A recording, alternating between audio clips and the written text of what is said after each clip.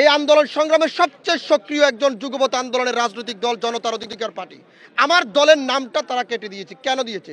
আমি একেবারেই বৈষম্য শিকার হয়েছি। বৈষম্য দূর করতে গিয়ে আন্দোলন করছে। 17 জুলাই পল্টন ময়দানের সর্বোচ্চ মিছিল করেছি আমি। আবু সাইদ মুগ্ধ হত্যার প্রতিবাদের সর্বোচ্চ মিছিল করেছি আমি, যার ভিডিও ফুটেজ আপনি আমার সোশ্যাল মিডিয়াতে দেখতে পাবেন, আমার আইডিতে ঢুকলে দেখতে পারেন। সর্বোচ্চ সেখানে আমি না, সমস্ত যুগপৎ আন্দোলনের নেতারা একসাথে ছিলেন। সাইফুল হক থেকে শুরু করে জুনায়েদ সাকি থেকে শুরু করে নুরুল হক থেকে শুরু করে সবাই ছিলেন। কিন্তু আজকে আমার নামটা কোন কারণে বাদ দেওয়া হলো? আমার নামটা কোন কারণে বাদ দেওয়া হলো? এত আন্দোলন সংগ্রাম করার পরেও যারা প্রকৃত রাজনীতি করেছে, যারা আন্দোলন সংগ্রামে তাদের সক্রিয় ভূমিকা পালন করেছে, আজকে সেখানে আমাকে বাদ দেওয়া হয়েছে। নিশ্চয় এখানে ধরনের কোনো ধরনের ষড়যন্ত্র আছে, বড় ধরনের।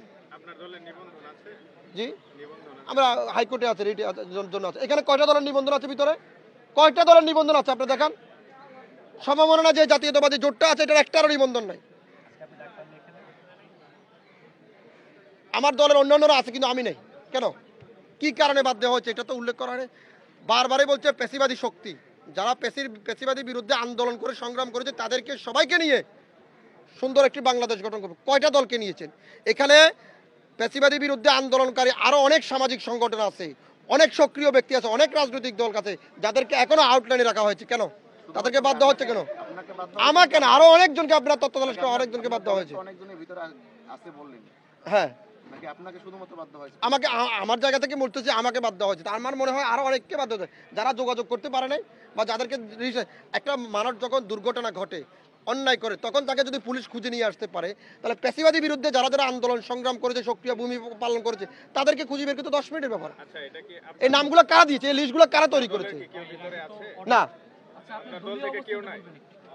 আমি পেশিবাদী বিরুদ্ধে 7টা মামলা খেয়েছি, 2টি মামলা আমি জেল কেটেছি। ডিবি হারুন কয়েকবার আমাকে জেলে নিয়ে গেছে, এটা সবাই জানে। যেভাবে আমার জীবনের ঝুঁকি নিয়ে আমি রাজপথে নামেছি, কোনোদিন জনতার অধিকার পার্টি, কোনোদিন আমি রাজপথ ছাড়ি নাই। আমি দলের চেয়ারম্যান এবং সবচেয়ে বেশি আন্দোলন করেছি আমি। আপনি গুগলে আমার দল জনতার অধিকার পার্টি সার্চ করলে আপনি পেয়ে যাবেন। এবং